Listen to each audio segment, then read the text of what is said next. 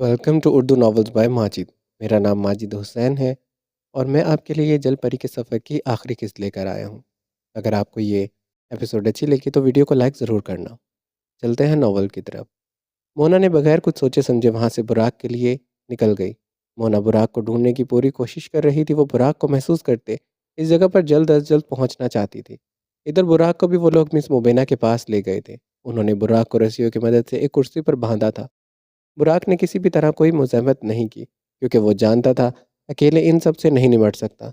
इन आदमियों की तादाद बहुत ज़्यादा थी। 3-4 होते तो फिर भी बुराक इनको संभाल लेता, लेकिन इतने सारे लोगों का अकेले मुकाबला करना कोई फिल्म शूटिंग तो नहीं थी। मिस मुबीना चलते हुए बुराक की तरफ आई और साथ ही एक कुर्सी घसीटते लाई और इस पर बैठते ही टांग पर टांग जमाए मिस मुबीना बुराक की तरफ देखने लगी। इनकी आंखों में बुराक के लिए बहुत ही ज़्यादा सख्त नफरत थी। बुराक ने मिस मुबीना को देखा मगर कुछ नहीं कहा। मिस मुबीना ने कहा, देखो, वक्त कितनी जल्दी बदल जाता है। कल तक जो बुराक उड़ान भरता था, इस बुराक को मैं कैसे कदमों में ले आई। बुराक ने कहा, तुम यहाँ गलत हो। अभी तक मैं तुम्हारे कदमों में नहीं आया। मिस मुबीना मुस्कुराई और कहा, लेकिन आ जाओगे। बुराक ने कहा, मुझे यकीन है कभी भी ऐसा वक्त नहीं आएगा। मैं तुम जैसे लोगों के पैरों में बैठकर गिड़गिड़ाऊं। इन सब से बेहतर है मैं मर जाऊं। मिस मुबीना ने कहा, ओहो, अभी तो तुम्हारी ज़बान बहुत चल रही है। ज़रा एक नज़र तुम इस पर भी करम कर लो तो मेरे लिए आसानी का बायस बनेगी। उन्होंने अपने हाथ के इशारे के ज़रिए पानी का एक छोटा सा गोला बनाया। इस गोले में बुराक ने देखा कि कैसे मोना इसे ढूंढती इस तक पहुंचने वाली है। मिस मुबीना ने कहा, देखो, तुम्हारी बीवी तुम्हारे लिए तड़प रही है। वो तुम्हें ढूंढ रही है और बहुत जल्द यहाँ पहुँच जाएगी। मुझे मालूम हो चुका है तुम्हारी बीवी ही वो दूसरी जल परी है। मिस बुराक मिस मुबीना की तरफ हैरान को निगाहों से देखता रह गया। मिसेस मुबीना ने कहा, ऐसे क्या घूर रहे हो? तुमने मुझे पागल समझा है? मैं सब जान चुकी हूँ। एशली को तुम मुझसे बचा कर ले गए, लेकिन खैर छोड़ो इन चीज़ों का। अभी मेरे पास वक्त नहीं है। अभी तो तुम्हारी बीवी का इंतज़ार है। आज इसकी मौत मैंने अपने हाथों से लिखी है। तुम्हें ज़रा भी दिक्कत पेश नहीं आएगी। तुम्हारे सामने ही तुम्हारी बीवी की जान मैं अपनी मुट्ठी में ले कर लूँगी। बुराक एकदम गुस्से से दहाड़ा और कहा, खबरदार जो मोना को कुछ भी कहा, बुराक के गजबनाक बुराक के गजब का निशाना बनोगी। मिस मुबैना ने बुराक की तरफ देखा और कहा, मुझे ओवर स्मार्ट लोग पसंद नहीं है। बेहतर रहेगा अभी अपने हालात को देखो और अपनी बेगम के लिए दुआएं करो कि वो मेरे गजब से बच जाए। बुराक खुद को रस्सियों से छुड़वाने की बेपनाह कोशिश कर रहा था, लेकिन सब कोशिशें रायगां जा रही थी क्योंकि उन्होंने बुराक को बहुत ही ज़्यादा मजबूत तरीके से बांधा था। उधर मोना ने भी बुराक का पता लगवा लिया था कि बुराक आखिर है कहाँ। वो समझ गई थी ये मिस मुबीना का जाल है और वो इसे फंसाना चाहती है। मोना एक छोटी बच्ची तो हरगिज़ नहीं थी।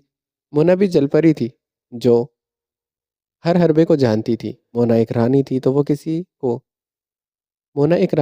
किसी के चुंगल में इतनी आसानी से तो नहीं आने वाली थी। लेकिन मिस मुबीना के शैतानी दिमाग का भी कोई भरोसा नहीं था। वो कब क्या चाल चल दे। मोना ने एहतियाती तदबीर को अपनाया और उन्हें बुराक जहाँ पर कैद है वहाँ इसे बचाने चली गई। मोना अब इस वीरान जगह पर पहुँच चुकी थी। मोना छुपते छुपाते इसके अंदर दाखिल हो गई। ये एक खंडर बिल्डिंग थी, बिल्कुल बोसीदा, किसी नाकाम की। मोना ने देखा हर तरफ धूल ही धूल है और मोना का धूल से बहुत नफरत थी।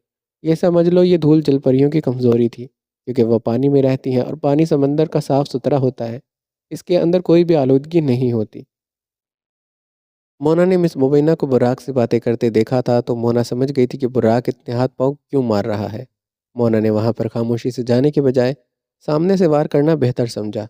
मोना ने पीछे से आवाज़ लगाई और कहा, मुबीना, मेरे शौहर को छोड़ दो। तुम्हें मुझसे जो चाहिए मैं तुम्हें देने को तैयार हूँ। बुराक ने कहा, ये तुम कैसी बातें करती हो? मेरी ज़िंदगी के बदले तुम बहुत सी ज़िंदगियाँ दांव पर कैसे लगा सकती हो? मोना ने कहा, बुराक, आप बीच में मत बोले। ये मेरा और मिस मुबीना का आपस का मामला है। दरअसल वो बुराक को इसलिए इससे दूर कर रही थी कि मोना नहीं चाहती थी कि बुराक को कोई भी तकलीफ़ पेश आए। बुराक ने सख्त निगाहों से मोना को देखा और कहा, तुम ऐसा वैसा कुछ नहीं करोगी। मोना ने बुराक को नज़रअंदाज किया और मिस मुबीना के पास चली गई। मिस मुबीना ने कहा, आओ आओ, वेलकम। मैं तुम्हारा ही इंतज़ार कर रही थी। मिस मोना उर्फ शहजादी जल परी। मोना ने एक चुटकी बजाई तो इसके हाथों से एक बहुत सी नरम धार निकली और मोना ने इस धार को एक गोले की शक्ल में बनाया और इस गोले को अपने हाथों में लिए नज़ाकत से चलती मिस मुबीना के पास आई और अपनी आँख बंद कर ली। मिस मुबीना बहुत ही ज़्यादा गौर से मोना की एक एक हरकत का ख्याल कर रही थी, कहीं मोना इन्हें नुकसान न पहुँचा दे। मोना ने जैसे ही आंखें बंद की तो उसके बदन से एक तेज किस्म की रोशनी निकली और सबकी आंखें चुंधिया गई। मोना ने इसी चीज़ का फ़ायदा उठाकर अपने हाथों को गोले में घुमाया और जो लोग इधर उधर खड़े थे मोना ने इन पर अपने जहर का छिड़काव किया और वो लोग वहीं पर बेहोश हो गए। जितने भी गार्ड्स थे जो पास खड़े थे तमाम के तमाम बेहोश हो चुके थे। मोना एक जलपरी में तब्दील हो चुकी थी। बुराक आज मोना को जलपरी के रूप में देखकर बहुत हैरान था क्योंकि इसने आज से पहले मोना को ऐसे नहीं देखा था।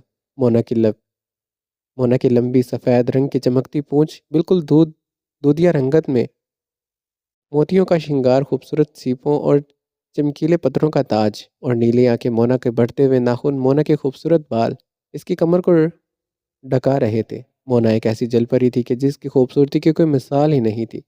ये कह दे कि कहने वालों के पास अल्फाज नहीं थे। मोना अपनी खूबसूरती में बेमिसाल थी। मोना की खूबसूरती को सहराने के लिए अल्फाजों का चुनाव करना अब बहुत ज़्यादा मुश्किल हो रहा था। मोना मोना की ये हालत देखकर बुराक सशर्त रह गया था। मिसेस मुबैना ने जब आंखें खोली तो देखा मोना बिल्कुल पास खड़ी है। मिस मुबैना ने मोना को देखा। मिस मुबैना पर अपनी पूंछ घुमा कर मारी और वो दूर जा गिरी। मिस मुबैना ने पानी के गोले बनाकर मोना पर बरसाए। मोना ने हाथ आगे करके पानी के गोलों को हवा में रोक दिया। मिस मुबैना की नज़र मोना की लॉकेट पर पड़ी। वो चमक रहा था। उधर सरीना जब घर आई जो कुछ हो रहा था इसे समझ रही थी कि इसके वालिदैन इतने ख़तरनाक हैं। सरीना अपने बाप को याद करते अपनी माँ के जुल्मों को भुलाने की भरपूर कोशिश कर रही थी। इसे रोते रोते मालूम नहीं हुआ कि वो कब सो गई। अगले दिन जब सरीना की आंख बहुत देर से खुली, सरीना ने नीचे देखा और नौकर से पूछा, मॉम कहाँ है? और नौकर ने बताया कि मैम घर पर नहीं है। मेरी जो कि इसके घर की नौकर मेरी मैरी जो कि इस घर की नौकरानी थी, वो सरीना के करीब आई और कहा, मैम मैंने आपको कुछ बताना है। सरीना ने कहा, क्या? नहीं, ऐसे नहीं, आप अकेले में मुझसे बात करें। वो दोनों अलग एक जगह पर खड़ी हो गए। खैरियत है? मेरी मैरी, तुम इतना घबराई हो? मैरी ने कहा, मुझे आपको ये बताना है कि कल जब मैं मिसेस मुबीना के कमरे में इन्हें खाने के लिए बुलाने गई तो वो पानी को अपने हाथों में ऐसे घुमा रही थी जैसे वो कुछ जादू कर रही हो। मुझे तो यकीन ही नहीं आ रहा था और फिर आज मैंने इन्हें किसी से बातें करते सुना कि वो बुराक साहिब को मार देंगी और इनकी बीवी को भी। मुझे लगता है वो उधर ही गई हैं। सरीना ने जैसे ही ये बात सुनी तो इसकी परेशानी में इजाफा हुआ। इसने सोचा नहीं था कि इसकी माँ इतनी जल्दी कोई कदम उठाएगी। सरीना ने कहा, शुक्रिया मैरी, लेकिन ये बात किसी को मत बताना। सरीना फ़ौरन भागकर अपने कमरे में गई और मुराद को फ़ोन किया। उसने सारी बात मुराद को बताई तो मुराद ने कहा, तुम रुको, मैं आता हूँ। थोड़ी देर के बाद मुराद इनके घर पर मौजूद था। मुराद ने कहा, मैंने पता लगवाया है, बुराक अपने घर पर मौजूद नहीं है और ना ही मोना घर पर मौजूद है।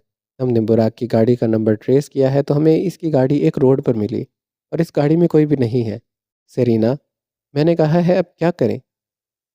मुराद ने कहा, मैं इसकी सेक्रेटरी ज़र से बात कर सकता हूँ। सरीना ने कहा, हाँ मेरे पास इसका नंबर मौजूद है।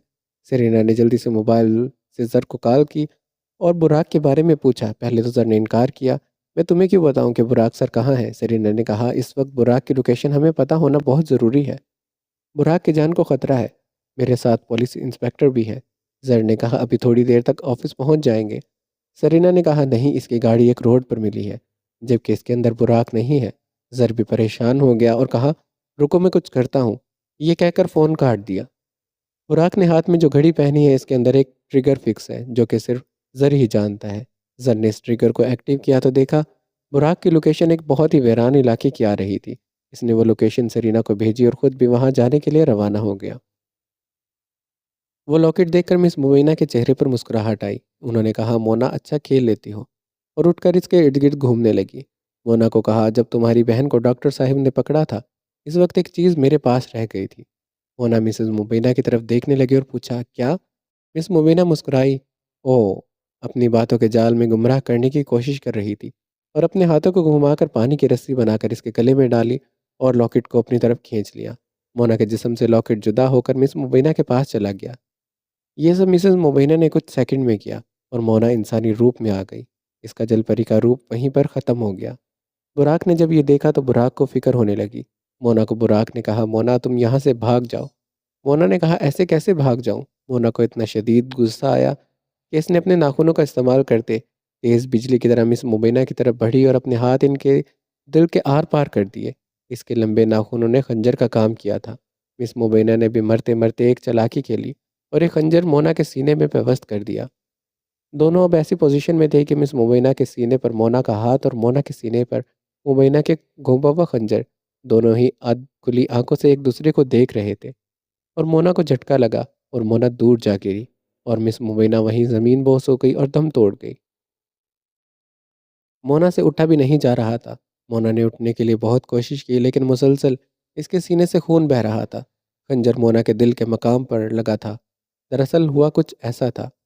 बुराक जब मोना के माथे पर बोसा देकर गया था तो एशली जल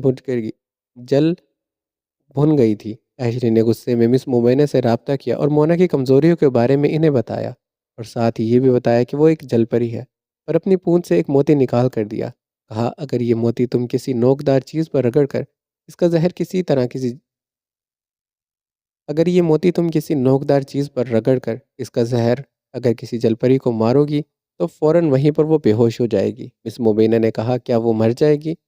झूठ बोला, वो मर जाएगी लेकिन असल में वो सिर्फ बेहोश होगी और कुछ अरसे के बाद कोमा में चली जाएगी। मुराद और सरीना भी वहां पहुंच चुके थे। उन्होंने देखा कि बुराक कुर्सी से बंधा है और वो बहुत ज़्यादा एहतजाज कर रहा है मोना के पास जाने के लिए। दूसरी तरफ मोना अधमरी हालत में एक जगह पड़ी थी। मुराद सीधा बुराक की तरफ भागा और जाकर इसके हाथ पांव खोलने लगा, जबकि सरीना मोना की तरफ भागी और इसे देखकर परेशान हो गई। मोना की हालत बहुत ज़्यादा नाकाबिले कबूल थी। सरीना ने परेशानी में इधर उधर देखा तो दूर से मिस मुबैना भी जख्मी हालत में एक जगह पड़ी दिखाई दी। अब सरीना को समझ नहीं आ रहा था वो मिस मुबैना के पास जाए या मोना के पास।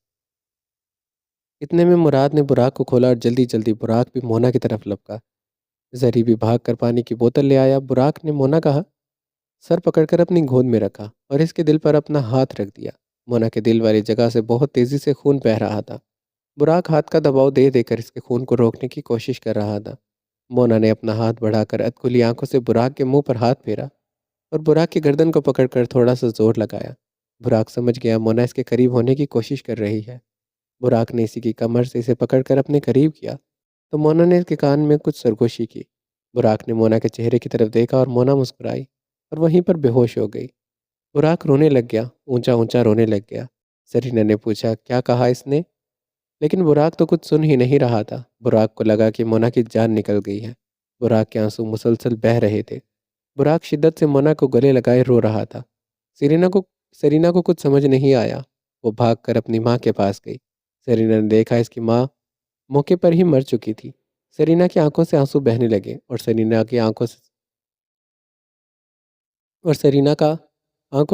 ने अपना कांपता हुआ हाथ उठाया और मिस मुबैना की आंखों पर रखकर इनकी आंखों को बंद कर दिया। सरीना इस वक्त यतीम और मस्कीन हो चुकी थी। सरीना को दुख हुआ था लेकिन इसने अपना दिल बहुत पहले मजबूत कर लिया था, क्योंकि वह जानती थी बुरे कामों का हमेशा बुरा नतीजा होता है।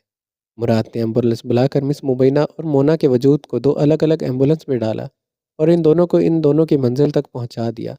मिस मुबैना को इनके घर और मोना को बुराक के घर। बुराक जब घर में दाखिल हुआ तो मोना के वजूद को अपने हाथों में उठाए जख्मी हालत में था। इस वक्त बुराक के घर में कोई भी मौजूद नहीं था सिवाय एशली के। वैसे तो शिद्दत से किसी खबर की मुंतजर थी।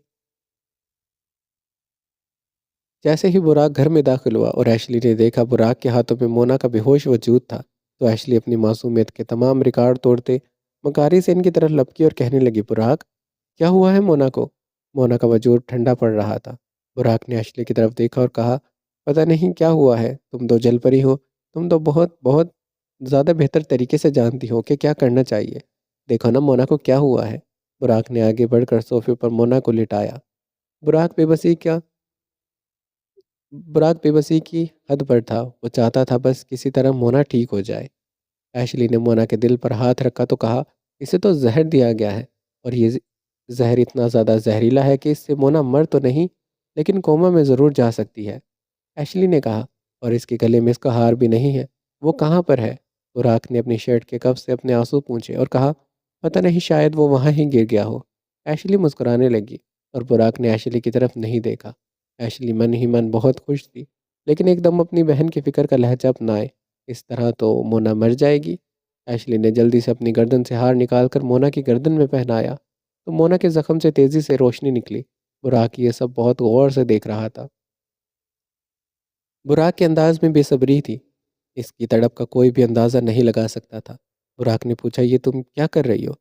एशली ने कहा, मोना के वजूद में इस वक्त एक भी रूह नहीं है और मैं इसे इसकी एक रूह वापस लौटा रही हूँ। मेरे इस हार के ज़रिए मोना वापस जलपरी में तब्दील हो जाएगी। बुराक ने कहा, तो फिर इससे क्या होगा? एशली ने कहा, इसके लिए तुम्हें दिल बड़ा करना होगा। बुराक ने कहा, क्या मतलब? तुम्हारा क्या मतलब है तुम्हारा? एशली ने कहा, तुम्हें मेरी बात बहुत ही सब्र तहम्मुल और हौसले से सुननी होगी। दरअसल बात ऐसी है कि जब जलपरियाँ कोमे में चली जाती हैं तो इन्हें सबसे ज़्यादा ज़रूरत कुछ ऐसी जड़ी बूटियों की होती है जो समंदर की तह में हमारे महल में पाई जाती हैं, इसके अलावा कहीं नहीं। बुराक ने कहा, तो फिर हम वो जड़ी बूटियाँ वहाँ से कैसे लेकर आएंगे? एशली ने कहा, हम वो जड़ी बूटियाँ नहीं ला सकते। इन जड़ी बूटियों का असर सिर्फ समंदर की हद तक ही है। बुराक ने कहा, फिर मोना कैसे ठीक होगी? एशली ने कहा, तुम्हें मोना को खुद समंदर में छोड़कर आना होगा। लहरें इसे खुद ही अपने महल तक ले जाएंगी और जैसे ही मेरे वालिदैन मोना को देखेंगे तो इसका इलाज शुरू कर देंगे। अब क्योंकि मुझे इसकी जान बचाने के लिए अपना लॉकेट इसकी गर्दन में डालना पड़ा, जिसकी वजह से मैं जल परी तो नहीं बन सकती, तो मैं भी इसके साथ नहीं जा सकती। अगर मोना के गले में ये लॉकेट ना पहनाया गया होता तो वो जान से हाथ धो सकती है, क्योंकि इससे फिर से पानी में सांस नहीं आएगा और वो पानी इसके फेफड़ों में भर जाने की वजह से वो वहीं दम तोड़ देगी और हमारी तमाम मेहनत ज़ाया चली जाएगी। बुराक को इस वक्त एशली की बात बहुत दुरुस्त लग रही थी। बुराक ने फैसला किया, अब वो किसी भी हद तक जाएगा लेकिन मोना को कुछ नहीं होने देगा। बुराक ने मोना का वजूद अपनी बाहों में भरा और साथ ही एशली को भी गाड़ी में बिठाया। बुराक ड्राइविंग कर रहा था और मोना को पिछली सीट पर एशली की गोद में सर रख के लिटा दिया। मुराद तेज़ रफ्तारी में गाड़ी चला रहा था और बहुत जल्द समंदर के पास थे। बुराक ने मोना के वजूद को फिर से अपनी बाहों में भरा और समंदर की लहरों के पास ले गया। वो समंदर की लहरों को चीरता चिल चले जा रहा था। पानी अब बुराक की कोहनियों तक आ चुका था। बुराक ने मोना के वजूद को बहुत आहिस्ता से पानी में छोड़ा तो मोना के जिस्म से एक तेज़ रोशनी निकली और इसकी दुम निकल आई। बुराक की आंखों से मुसलसल आंसू बह रहे थे और लहरों का एक सिप्पी नुमा हिसार बन गया मोना के इर्द गिर्द, और उन्होंने इस सिप्पी ने मोना को अपने अंदर कैद कर लिया और वो सिप्पी पानी में कहीं गुम हो गई। बुराक काफ़ी देर तक वहाँ खड़ा इन लहरों को देखता रहा। एशली ने आकर बुराक के कंधे पर हाथ रखा और कहा, अब हमें चलना चाहिए, मोना इतनी जल्दी वापस नहीं आएगी। बुराक ने कहा, जब तक मोना वापस नहीं आएगी मैं यहीं रहूँगा। एशली मुस्कुराई और दिल में सोचा, मैंने क्या कहा था? अगर तुम मोना को अपने हाथों से समंदर में ना छोड़ के आए तो मेरा नाम भी एशली नहीं है। एशली ने कहा, पागल मत बनो। जब मोना ठीक हो जाएगी और तुम्हारी ऐसी हालत देखेगी तो क्या सोचेगी? इसे कितना दुख होगा। बुराक ने कहा, तुम जाओ एशली। एशली ने कहा, मुझे घर का रास्ता नहीं पता। बुराक पत्थर पर बैठ गया और लहरों को देखने लगा और साथ ही डूबते हुए सूरज को। बुराक का दिल भी सूरज की तरह डूब रहा था। बुराक को ऐसा लग रहा था जैसे इसकी ज़िंदगी ख़त्म हो जाएगी। बुराक का दिल बहुत ज़्यादा सुस्त रफ्तार में था और देखते ही देखते वहीं पर गिर गया। सेरेना के घर में इस वक्त हजूम बना था। हर कोई सेरेना की माँ के लिए अफसोस कर रहा था। सेरेना ने यह बात सबसे छुपाई थी कि इसकी माँ का कत्ल नहीं हुआ बल्कि कुदरती मौत है। सेरेना चाहती थी मेरी माँ सेरेना चाहती थी मेरी माँ ने अपनी दुनिया में ज़िंदगी को तो बर्बाद कर लिया था, लेकिन इनकी आखिरत ख़राब ना हो, वो इनके लिए बेहतर से बेहतर करना चाहती थी। वो एक आम मुसलमान की आम ज़िंदगी का जो एक आम मुसलमान का आम ज़िंदगी में हक होता है, इसी तरह इनके तदफीन के बारे में सोचा और कुर्बानी वगैरह इन सब का एहतमाम भी किया गया। सेरेना चाहती थी इसकी माँ ने अपनी आखिरत के लिए कोई ऐसी भलाई का काम नहीं किया जिससे इनकी बख्शिश हो सके, लेकिन वो तो कुछ ना कुछ कर सकती थी ना। मरने वाले पर क्या इल्ज़ाम लगाना, जो भी था आखिर थी तो इसकी माँ और सेरेना इनकी बेटी थी। माँ जितनी भी गंदी हो लेकिन अपने बच्चों के लिए तो किसी भी मलका से कम नहीं होती। मरहुमा को दफना दिया गया। सेरेना बस अब अपने पूरे घर में अकेली थी। सेरेना ने अपने भाई को भी बुलाया लेकिन इसके भाई ने आने से साफ इनकार कर दिया। इसके भाई ने कहा, मैं इनकी किसी भी चीज़ में शामिल नहीं होऊंगा। बुरे कामों का हमेशा बुरा नतीजा होता है। मैंने मम्मा को बताया था पर उन्होंने मेरी बात का असर नहीं लिया। सेरेना ने कहा, क्या वाकई ही तुम ये सब जानते थे? तो वलीद ने कहा, मैं सब कुछ बेहतर तरीके से जानता था और मैं तभी से इनसे दूर हुआ था। मुझे इनके साथ रहकर कोई खुशी हासिल नहीं हुई, जबकि इनके काम कुछ भी अच्छे नहीं थे। मैं जहाँ हूँ खुश हूँ, मुझे कुछ भी नहीं चाहिए। मैं तुम्हारा भाई हूँ, तुम्हें जब भी मेरी ज़रूरत होगी तो मैं तुम्हें हर वक्त मुयस्सर रहूँगा, लेकिन मैं वापस नहीं आ रहा इस वक्त। उधर बुराक जब होश में आया तो देखा एशली और बिया इसके सिरहाने थे, जबकि फारस दरवाजे की चौखट के साथ टेक लगाए अपने भाई के होश में आने का इंतज़ार कर रहा था। बुराक ने उठने की हिम्मत की तो बिया ने आगे बढ़कर बुराक को बोला, भाई प्लीज़ आप लेट जाएं, आपकी तबीयत ठीक नहीं है, जो कुछ भी हुआ है हमें एशली से पता लग चुका है, आप आराम करें, इंशाल्लाह भाभी को कुछ नहीं होगा, वो आ जाएंगी जल्द। बुराक वापस लेट गया, खाली खाली निगाहों से छत को तकने लगा। बुराक ने कहा, मुझे यहाँ कौन लेकर आया? एशली ने कहा, आप वहाँ बेहोश हो गए थे, फिर मैंने आपके फ़ोन से फारस को फ़ोन किया और फिर आपको हम घर ले आए। डॉक्टर ने कहा है आपका बीपी बहुत ज़्यादा हाई होने की वजह से आप बेहोश हो गए थे। बुराक ने हंकारा भरा और कहा, ठीक है, तुम लोगों को मेरे सर पर इस तरह बैठने की ज़रूरत नहीं है। मैं ठीक हूँ, मैं होश में हूँ, मैं बिल्कुल ठीक हूँ। बुराक ने खुद को सख्त कर लिया था और साथ ही इसने अपने लहजे को भी सख्त और तल्ख बना लिया था। बुराक का दिल ये समझ चुका था इसे आने वाले हालात के लिए तैयार रहना है, इसे इस तरह बिखरना नहीं है। बुराक ने सबको अपने कमरे से जाने को कहा। बिया ने कहा, भाई आज मैं आपके पास रुक जाती हूँ, आपको किसी चीज़ की ज़रूरत होगी? तो बुराक ने बिया की बात को बीच में ही टोका और साफ इनकार कर दिया। बुराक ने कहा, तुम जाओ अपने कमरे में, मैं ठीक हूँ, मुझे किसी की भी ज़रूरत नहीं है। ज़रूरत हुई तो मैं इस ज़रूरत हुई तो इस घर में नौकर भी हैं मेरा ख्याल रखने के लिए। बिया ने कहा, भाई हम आपके अपने हैं, नौकर आपके अपने तो नहीं। बुराक ने कहा, इस वक्त मैं सिर्फ खामोशी चाहता हूँ और मुझे अकेला छोड़ दो। पारस ने बिया को मजीद बोलने से मना किया और इसका हाथ पकड़कर कमरे से बाहर जाने का इशारा किया, जबकि एशली को भी कहा कि आप पीछे पीछे हमारे साथ आ जाओ। वो सब लोग अपने अपने कमरों में चले गए, जबकि एशली कमरे से जाने की बात पर ही कलस कर रह गई थी। इस सिप्पी ने मोना को बिल्कुल महल के पास लाकर ज़मीन पर लटका दिया था। इसके वजूद पर रेत चिपक गई थी। मोना को लिटाते ही बहुत सी जल परियां वहाँ इकट्ठी हो गई थी और कुछ राजा और मलका को बुलाने ले गई थी। राजा ने जब अपनी बेटी को इस हालत में देखा तो बहुत ज़्यादा परेशान हो गया। एक तो वो कुछ दिनों से लापता थी, दोनों बहनें, ऊपर से मोना का इस तरह से वापस आना राजा को परेशानी में मुब्तला कर चुका था। राजा ने हुक्म सादिर किया कि मोना को इसके कमरे तक ले जाया जाए। मोना को एक बहुत ही बड़ी सिप्पी जो बेडनुमा बनी थी इस पर लिटा दिया गया।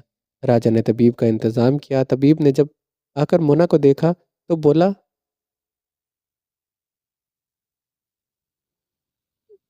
तबीब ने जब आकर मोना को देखा भाला तो दंग रह गया। तबीब ने राजा की तरफ देखा और कहा, मोना को जहर दिया गया है। जहर भी कोई ऐसा वैसा नहीं है, एशली ने इसे अपना जहर दिया है। राजा ने कहा, ये तुम क्या कह रहे हो? जी राजा साहब, मैं बिल्कुल बजा फरमा रहा हूँ। मोना को काले मोती का जहर दिया गया है। अब मैं ये तो नहीं जानता क्यों और कैसे, और ये जो लॉकेट एशली के गले में था वो अब मोना के गले में है। मतलब एशली ने मोना को जान से नहीं मारना चाहा, बस इसे कोमा में भेज दिया है। राजा गुस्से से गुर्राते हुए बोले, क्या बकवास कर रहे हो? मेरी बेटियों के बीच में बहुत ज़्यादा मोहब्बत है और एशली मोना को क्यों नुकसान पहुंचाएगी? तो बस ज़्यादा बातें मत करो, निकालो तुम इस और तुम बस ज़्यादा बातें मत निकालो। तुम इसका इलाज कर सकते हो या नहीं? तबीब ने कहा, इसका इलाज ख़ानदानी चमकीली बूटी से हो सकता है और इसे कब तक होश आएगी इसमें कोई भी आपको वक्त नहीं दे सकता। आप लोगों को बस अल्लाह के आगे दुआ करनी है। अल्लाह ही इसे जल्द अज जल्द होश में ला सकता है। फिर आप लोगों को सारे माजरे का इल्म हो जाएगा। हम तो आप लोगों के गुलाम हैं। अल्लाह ताला आप लोगों को लंबी ज़िंदगी और सेहत दे। ये कहकर वो मोना के सर पर हाथ फेरता हुआ राजा के साथ चमकीली बूटी लेने के लिए चला गया। उन्होंने ये चमकीली बूटी तोड़ी। राजा ने कहा, एहतियात से इसका एक भी पत्ता ज़ाया ना हो। तुम जानते हो 50 साल में एक बार ही ये बूटी उगती है। अगर इसका कोई भी पत्ता ज़ाया हो गया तो ये बूटी फिर किसी काम की नहीं रहेगी। तबीब ने कहा, आप बेफिक्र रहे, मैं इस बूटी को अपनी जान से भी ज़्यादा हिफाजत से यहाँ से लेकर जाऊँगा और इससे दवाई बनाकर रानी को दूंगा, तो इंशाल्लाह रानी को होश आ जाएगा। लेकिन मुझे कुछ दिन दरकार है। बादशाह ने कहा, फिर भी कितने दिन? तबीब ने कहा, सिर्फ 2 से ढाई दिन। बादशाह ने कहा, ठीक है, लेकिन देखना हमारी बेटी को कुछ ना हो, नहीं तो हम समंदर की लहरों में तूफान बर्पा कर देंगे। तबीब ने कहा, फिक्र नहीं करे, इंशाल्लाह मोना को बहुत जल्दी होश आ जाएगा। तभी वो बूटी लेकर वहाँ से चला गया, जबकि राजा भी अपनी बेटी की फिक्र में अपनी बेटी के पास चले गए। राजा मोना के पास बैठे थे और मोना के माथे पर हाथ रखा। राजा मोना के दिमाग को पढ़ने की कोशिश कर रहा था। मोना के दिमाग पर किसी इंसानी नाम की छाप थी। बादशाह को यह देखकर बहुत हैरत हुई कि इसकी बेटी इंसानी दुनिया में थी और एक इंसान से मोहब्बत कर बैठी है। फिर बादशाह को इस चीज़ पर बहुत गुस्सा आया कि आखिर माजरा क्या है। ये तो सिर्फ मोना ही बता सकती थी जब वो होश में आती। आप तबीब ने अपने मंजिल तक पहुंचकर जी जान से वो दवाई बनाने में जुट गया था। तबीब ने बहुत सी जड़ी बूटियों को मिलाकर उनका सफ़ूफ बनाया और उन जुड़ी बूटियों के अर्क को निकाल निकाल कर एक तरफ इकट्ठा करता जा रहा था। तबीब को ये करते तकरीबन एक पूरा दिन गुजर गया, जबकि अब मोना का जिस्म झटके खाने लगा था।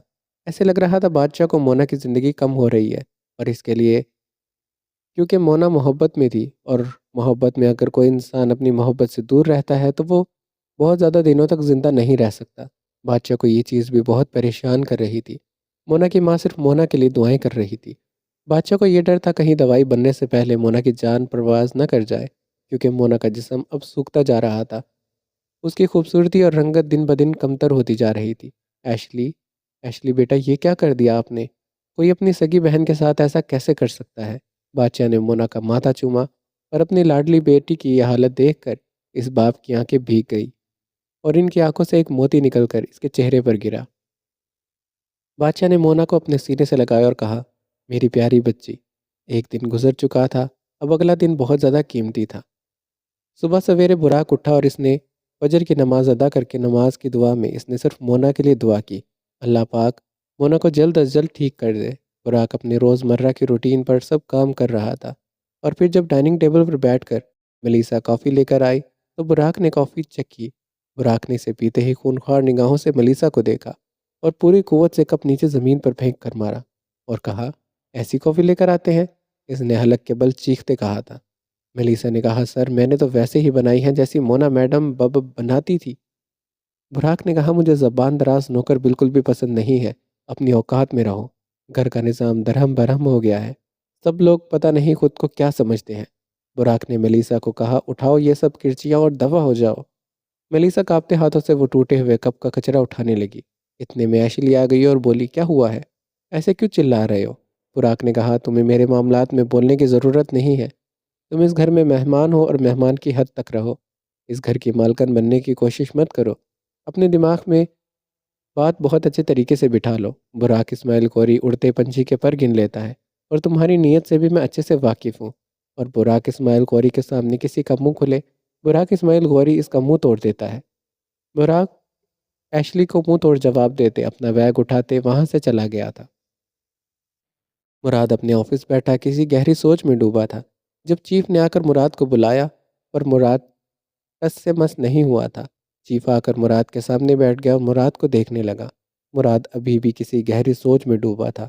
चीफ ने मुराद के कंधे पर हाथ रखा तो मुराद ने यकदम से चीफ को देखा और अपनी जगह से खड़ा होकर इन्हें सलूट किया और कहा, आई एम सॉरी सर, मैंने आपको देखा नहीं था कि आप यहाँ कब आए। चीफ मुस्कुराने लगे और कहा, मैंने आज तुम्हें पहली बार इतनी गायब दिमागी की हालत में देखा है। आखिर मसला क्या है? मैं तुम्हारे वालिद की जगह पर हूँ। अगर तुम मुझे अपना समझते हो तो मुझे अपना मसला ज़रूर शेयर करो। हो सकता है मैं तुम्हारी कोई मदद करके अच्छा मशवरा दे सकूँ।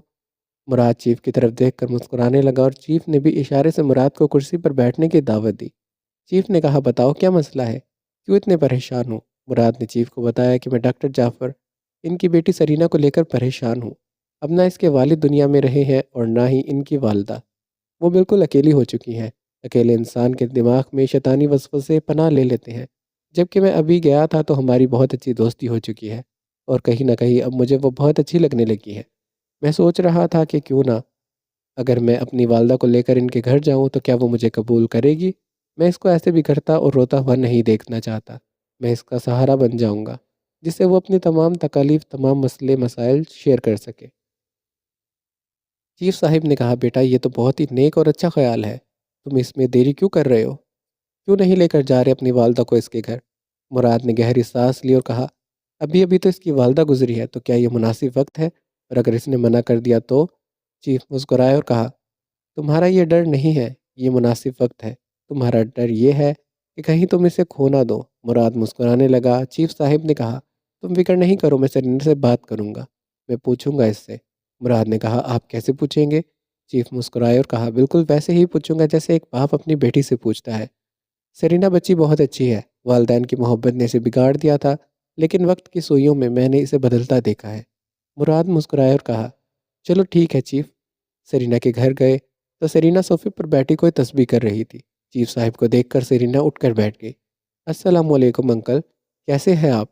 सरीना ने मुस्कुराकर सलाम किया। चीफ साहब ने सरीना के सर पर हाथ रखकर कहा, मेरा बच्चा, मैं बिल्कुल ठीक हूँ।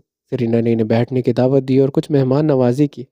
चीफ साहब ने कहा, बेटा, मेरा यहाँ आने का मकसद ये है कि तुम ये मत समझना कि तुम्हारा इस दुनिया में कोई नहीं है। मैं तुम्हारे बाप जैसा हूँ, बल्कि बाप ही हूँ। अगर तुम्हारा बाप बनकर मैं तुम्हें कोई नसीहत करूँ तो बेटा बुरा नहीं मनाना। सरीना ने कहा, अंकल ये आप कैसी बातें कर रहे हैं? आप खुद को मेरा वालिद बता रहे हैं और फिर मुझसे इजाज़त भी ले रहे हैं। ऐसा कैसे? आपने मुझ पर अपना शफ़क़त भरा हाथ रखा। आप जो भी कहेंगे मैं मान लूँगी। आपका हुक्म सर आँखों पर। चीफ साहिब ने कहा, बेटा, वालिदैन भी नहीं है, अब तुम इस घर में अकेली हो। वाहिद तन्हा इंसान जब पूरे घर में अकेला हो तो इसके दिमाग में अजीबो-गरीब ख़यालात आते हैं, अजीबो-गरीब वसवसे पैदा हो जाते हैं। मैं चाहता हूँ तुम अपनी तन्हाई को किसी न किसी तरीके से बाँट लो। सरीना ने कहा, क्या मतलब है अंकल आपका? बेटा मैं बात को घुमाऊंगा नहीं, दरअसल मैंने मुराद बच्चे की आंखों में तुम्हारे लिए बहुत मोहब्बत देखी है। जब जब तुम पर कोई मुसीबत आती है तो मुराद भी परेशान हो जाता है। अब जब तुम इस तरह तन्हा हो तो वो अपने काम में भी ध्यान नहीं लगा रहा। मैं चाहता हूँ बच्चे तुम दोनों एक दूसरे से शादी कर लो। तुम्हें कोई एतराज़ है? देखो मैं तुम पर दबाव नहीं डालूंगा। देखो मैं तुम पर इसमें कोई दबाव नहीं डालूंगा। इसमें पूरी की पूरी तुम्हारी मर्जी होगी। चीफ की बात सुनकर सेरीना की आंखें नम हो गई। सेरीना ने पलके उठाकर चीफ की तरफ देखा और कहा, अंकल, मैं भी मुराद को पसंद करती हूँ, लेकिन मेरी और मुराद की मुलाकात कुछ खास नहीं हुई। इसकी नज़रों में मैं एक बिगड़ी लड़की हूँ। क्या मुराद मुझे एक्सेप्ट कर लेगा? क्या मुराद मुझसे शादी करेगा? मैं यही चीज़ें सोचकर सहम जाती हूँ। इसने मेरा मुश्किल वक्त में सबसे ज़्यादा साथ दिया है, जबकि मेरा भाई भी। इसने बिल्कुल भी मेरा साथ नहीं दिया। इसने तो दोबारा फ़ोन करके ये तक नहीं पूछा कि मैं कैसी हूँ, मैं ठीक भी हूँ या नहीं।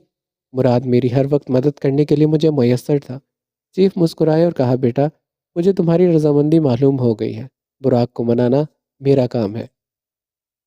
सरीना मुस्कुराई और कहा, शुक्रिया अंकल। चीफ ने सरीना के सर पर हाथ रखा और कहा, बेटा तैयार रहो, तुम्हारे रिश्ते वाले आ रहे हैं। सरीना ने कहा, इस वक्त? चीफ ने कहा, कोई मसला है? सरीना ने कहा, नहीं अंकल, आपका बहुत बहुत शुक्रिया। चीफ ने मुराद को फ़ोन करके तमाम तर बात से आगाह कर दिया। मुराद की तो खुशी का कोई ठिकाना नहीं था। मुराद ने घर जाकर अपनी अम्मी से बात की।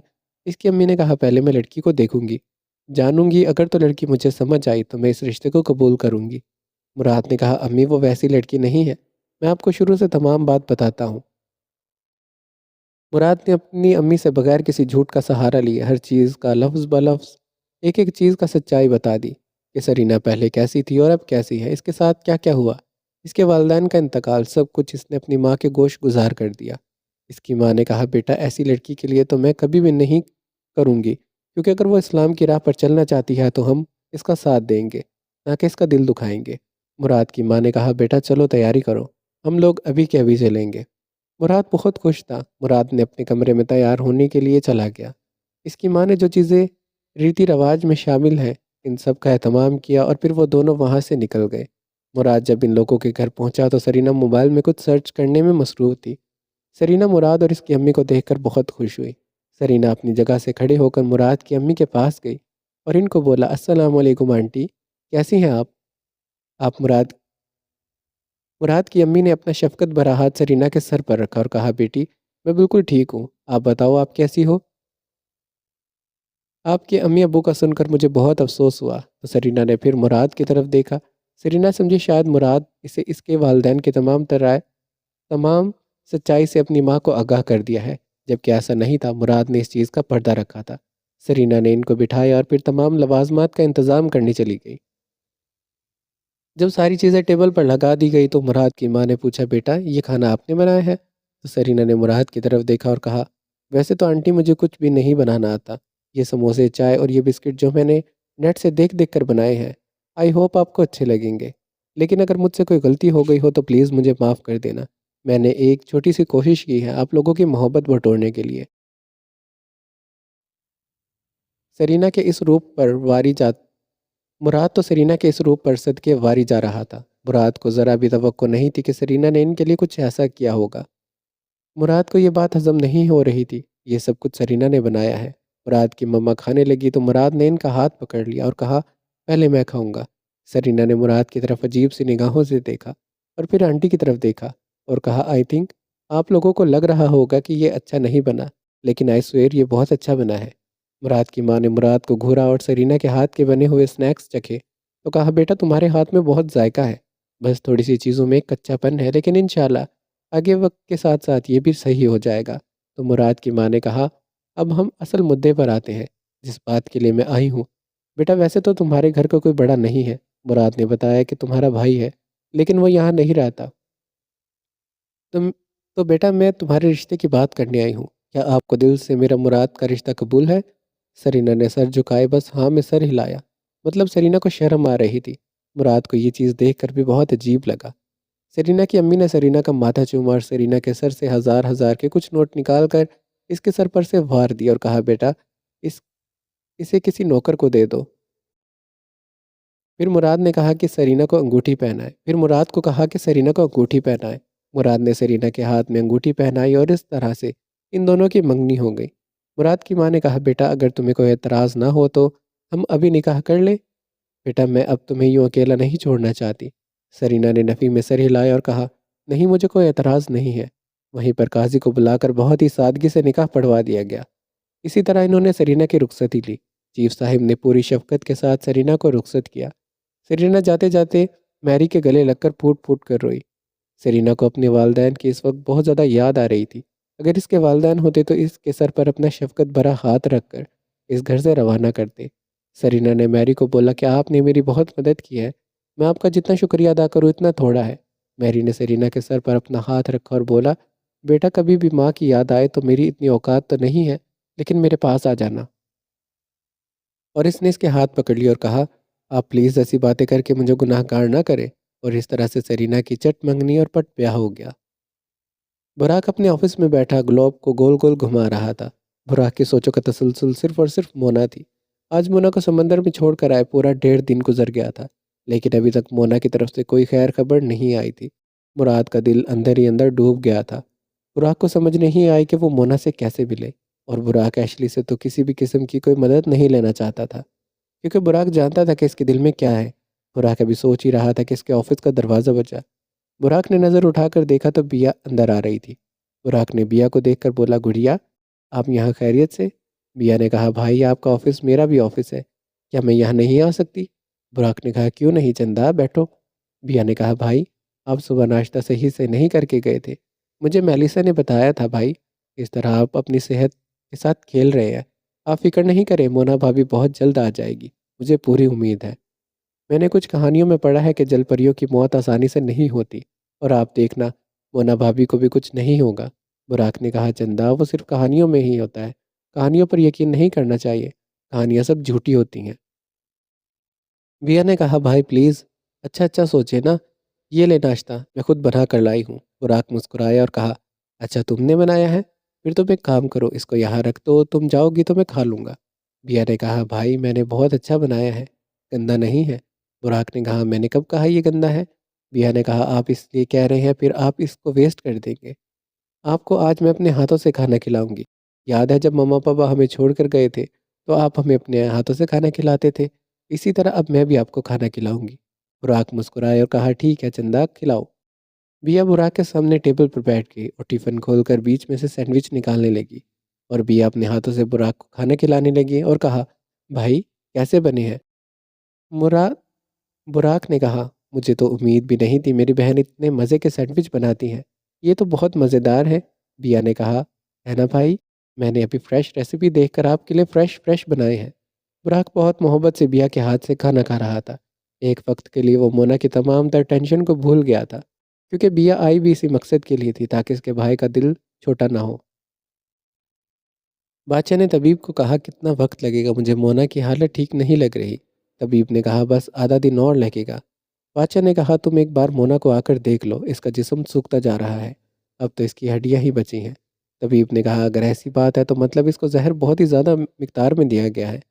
बादशाह ने कहा, इससे ज़्यादा बादशाह ने कहा, इससे ज़्यादा से ज़्यादा क्या हो सकता है? तबीब ने कहा, माजरत के साथ, इससे आहिस्ता आहिस्ता इसकी अंदरूनी रूह ख़त्म हो रही है, इसकी रूह जल रही है, जिसकी वजह से इनके जिस्म का काला जिसकी वजह से इसका जिस्म काला और सूखता जा रहा है।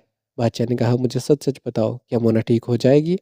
तबीब ने कहा, माजरत के साथ, मैं आपको कोई झूठा दिलासा नहीं देना चाहता। मोना की जैसी हालत है मुझे उम्मीद तो नहीं है, पर अल्लाह मुआवजे करने वालों में से है। हो सकता है कि किसी एक की दुआ काम आ जाए, इसीलिए मैं अपनी तरफ से पूरी कोशिश कर रहा हूँ। आप लोग भी दुआ ज़रूर कीजिए। गुजरते वक्त के साथ तमाम लोगों की धड़कनें भी साथ साथ बढ़ती जा रही थी।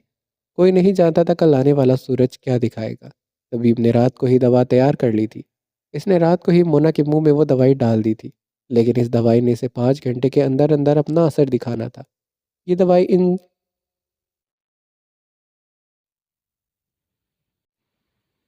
ये दवाई जड़ जड़ नस नस में से जहर को ख़त्म कर देती है और इसके जिस्म को दोबारा खूबसूरत और इसके जिस्म को वापस भरा भरा बना देती है।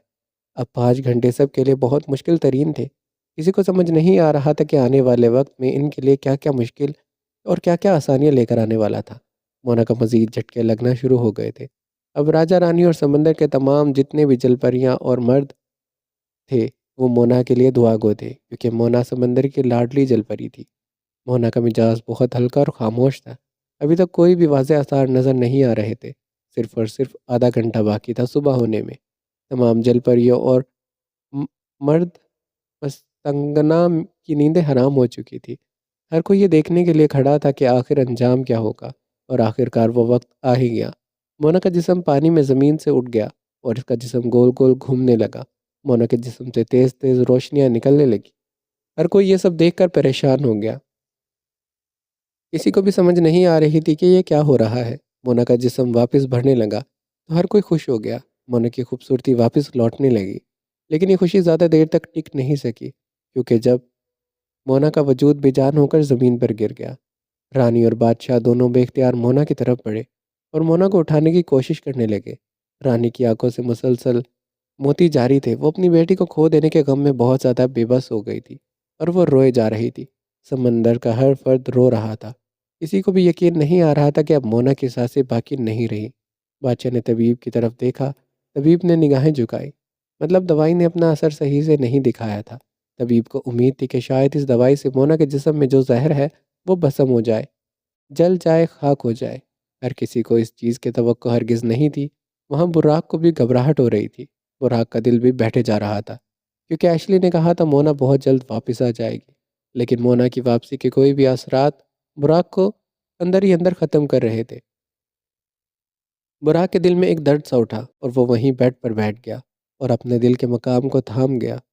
बुराक को समझ नहीं आ रही थी इसे क्या हो रहा है। हो सकता है वही चीज़ असर दिखा रही हो जिस चीज़ का मोना को डर था। अगर इसका वजूद ना रहा तो शायद बुराक का भी वजूद ना रहे, क्योंकि ये दोनों एक दूसरे से मोहब्बत करते थे। बुराक के दिल में दर्द बुराक को समझ नहीं आ रहा था। इसने अपनी गाड़ी की चाबी उठाई और डॉक्टर के पास जाने के लिए घर से निकल गया। अचानक ही सीढ़ियों से इसका पाँव फिसला और वो सीढ़ी से गिर गया। बुराक जैसे ही सीढ़ी से गिरा तो इसके दिमाग पर बहुत गहरी चोट लगी और वो वहीं पर बेहोश हो गया। बिया और फारस ने जब ये देखा तो ज़ोर से चिल्लाई, भाई! और जल्दी जल्दी सारे नौकर इधर इकट्ठे हो गए और नौकरों ने मिलकर बुराक को उठाया और गाड़ी में लेटाया। एशली ये देखकर परेशान हो गई कि बुराक को अचानक क्या हुआ और वो तीनों बुराक के साथ हॉस्पिटल चले गए। डॉक्टर्स ने कहा बुराक के main brain main brain nerves पर चोट लगी है और वहाँ खून जमने की वजह से इसकी सर्जरी करनी पड़ेगी। नहीं तो हम कुछ नहीं कह सकते, इनका जहनी तवाज़ुन भी ख़राब हो सकता है। ये बात सुनकर एशली, बिया, फारस के पैरों तले से ज़मीन निकल गई। फारस ने कहा, डॉक्टर, जितना पैसा लगता है आप लगाएं, जो इलाज करना है करें। महंगे से महंगा डॉक्टर जहाँ से बुलाना है बुलाएं, लेकिन मेरे भाई को कुछ नहीं होना चाहिए। डॉक्टर ने कहा, हम अपनी पूरी कोशिश करेंगे, जी जान लगा देंगे, लेकिन आप लोगों की दुआओं की सख्त ज़रूरत है। बुराक की सर्जरी बहुत लंबी हो गई थी। 4 घंटे की मुसलसल सर्जरी के बाद डॉक्टर ऑपरेशन थिएटर से बाहर आए। बिया और फारस भाग कर डॉक्टर के पास गए और पूछा, क्या हुआ डॉक्टर? डॉक्टर ने कहा, हमें इनके हार्ट अटैक के कुछ मनाजर सामने आए हैं। इनको हार्ट अटैक हुआ है। इनको हार्ट अटैक नहीं हुआ, पर हल्के हल्के झटके ज़रूर लगे हैं। इनका दिमाग पर भी काफ़ी चोट आई है। हमने सर्जरी कर दी है। हम पूरी उम्मीद करते हैं कि इंशाल्लाह वो बहुत बेहतर हो जाएंगे। बाकी ख़तरे की कोई बात नहीं है। बिया और फारस वहीं ज़मीन पर बैठ गए और रोने लगे। डॉक्टर का शुक्रिया अदा किया और साथ ही साथ फिर अल्लाह का भी शुक्र अदा किया कि बुराक को एक नई ज़िंदगी मिली थी। लेकिन एशली को बहुत अजीब सा लगा। जैसे लग रहा हो कि इसकी जान खिंच रही है, जैसे कोई इसे अपनी कैद में कर रहा हो। एशली को अपने अंदर एक खिंचाव महसूस हुआ। ऐसा लग रहा था जैसे कोई इसका दिल खींच रहा है। एशली का जलपरी का रूप भी आहिस्ता आहिस्ता बाहर निकल रहा था। एशली को कुछ भी समझ नहीं आ रहा था कि इसके साथ क्या हो रहा है। इसलिए वहाँ से जाने में ही आफियत जानी। एशली ने इर्द गिर्द देखा और ख़ुद को एक चादर में छुपाए वहाँ से निकलने की कोशिश की। एशली जैसे ही हॉस्पिटल से निकली तो कहीं गायब हो गई। मज़ीद 2 घंटे के बाद बुराक को होश आया।